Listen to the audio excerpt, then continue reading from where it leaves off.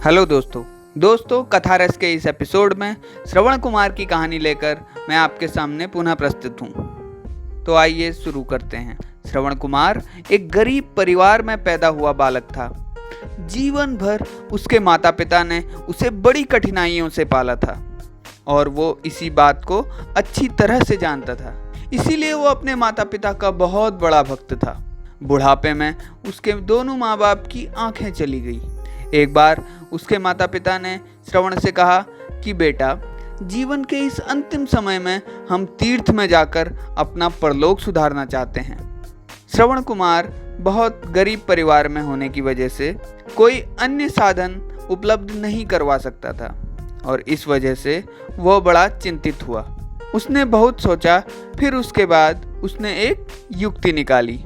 उसने एक मजबूत लकड़ी के डंडे के दो सिरों पर रस्सी की मदद से दो डलियाएं बांध दी। फिर उसे तराजू की तरह बना दिया और फिर उस लकड़ी को बीच में से कंधे में रखकर माता पिता को तीर्थ कराने निकल पड़ा।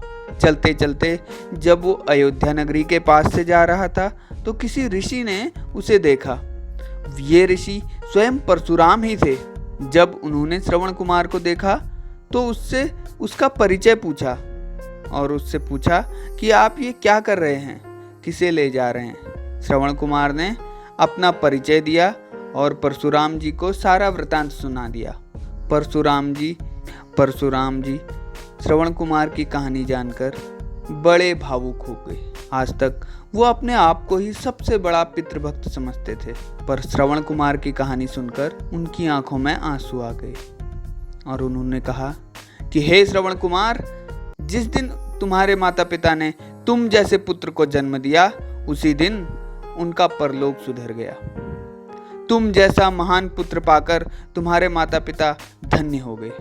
अपने माता पिता के भार को अपने कंधों पर उठाकर, उसे भार न समझकर, उसे अपना कर्तव्य समझकर तुमने तो कई तीर्थों का पुण्य अर्जित कर लिया।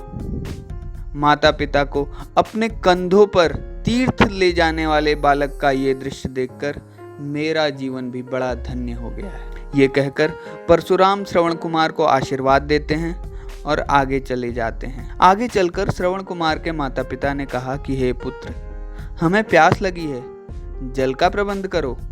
तो श्रवण कुमार ने अपने माता पिता को एक पेड़ की छाया में बैठा दिया और खुद घड़े में सरयू नदी का पानी भरने के लिए चला गया। उसी समय सरयू नदी के पास के जंगल में अयोध्या के महाराज दशरथ आखेट यानी शिकार पर निकले थे। राजा दशरथ तीरंदाजी में इतने कुशल थे कि किसी दूर से आने वाली आवाज को सुनकर उस पर सही निशाना लगा सकते थे। वो धनुष में बाण का संधान करके किसी हिरण के पीछे पीछे भाग रहे थे और अपने राज्य की सीमा के पास तक पहुंच गए थे। अचानक उन्होंने एक ऐसी आवाज सुनी, उन्हें लगा कि कहीं से हिरण पानी पी रहा है।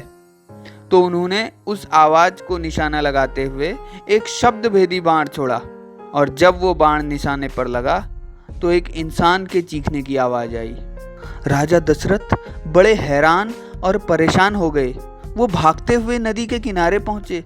वो क्या देखते हैं, नदी के किनारे एक युवक को तीर लगा है और वही करा रहा है। उस युवक के पास पानी का एक घड़ा पड़ा हुआ है। राजा दशरथ ये समझ गए कि जो आवाज उन्होंने सुनी थी वो घड़े को पानी भरने की थी, ना कि किसी हिरण के पानी पीने की। अब उन्हें अपनी भूल का एहसास हो गया और वो उस युवक को संभालने लगते हैं। वो युवक बताता है कि वो श्रवण कुमार है और अपने अंधे माता पिता को तीर्थ पर ले जाने के लिए निकला है। उन्हें प्यास लगी थी, इसीलिए वो उन्हें पास के एक पेड़ के नीचे बैठाकर पानी लेने आया था। अब वो बाण लगने की वजह से आहत है और इस वजह से अपने माता पिता को वो पानी नहीं पिला पाएगा। इसीलिए वो राजा दशरथ से प्रार्थना करता है कि उसके माता पिता को पानी पिला दें और ये कहकर श्रवण कुमार दम तोड़ देता है। महाराज दशरथ भारी मन के साथ घड़ा लेकर श्रवण कुमार के माँ बाप के पास पहुँचते हैं और उन्हें पानी पीने के लिए आग्रह करते हैं। श्रवण के माता पिता ने दशरथ से उनका परिचय पूछा और कहा कि उनका पुत्र कहाँ है। महाराज दशरथ बोले कि पहले आप पानी पी लें, फिर वो बताएंगे कि वो कहाँ है। श्रवण के माँ बाप ने पानी पीने से मना कर दिया और कहा कि वो श्रवण कुमार के अलावा किसी के हाथ से पानी नहीं पिएंगे। फिर उन्होंने श्रवण कुमार के बारे में पुनः पूछा। तब विवश होकर भारी मन के साथ महाराज दशरथ ने उन्हें सारी बातें बता दी कि किस तरह हिरण के धोखे में उनके हाथों श्रवण कुमार की हत्या हो गई है और मरने से पहले उसकी ये इच्छा थी कि आपको पानी पिलाऊं। ये सब सुनकर श्रवण कुमार के माता पिता बड़े ही दुखी और विलाप करने लगते हैं। वो रोने लगते हैं और पानी का घड़ा फेंक देते हैं। अपने पुत्र की मौत पर माता पिता दुख से सदमे में चले जाते हैं। वो सदमा इतना लगता है कि श्रवण की माँ तुरंत ही मर जाती है।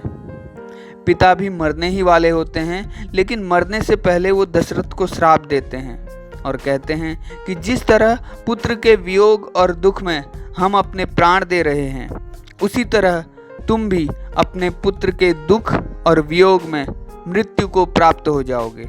इसके बाद श्रवण के पिता भी मर जाते हैं। दोस्तों, यही वो श्राप था जिसकी वजह से दशरथ के पुत्र श्री राम जब 14 वर्ष के वनवास में अयोध्या से वन जा रहे होते हैं तो उनके दुख और वियोग में महाराज दशरथ भी मर जाते हैं। दोस्तों, ये कहानी यहीं पर समाप्त होती है।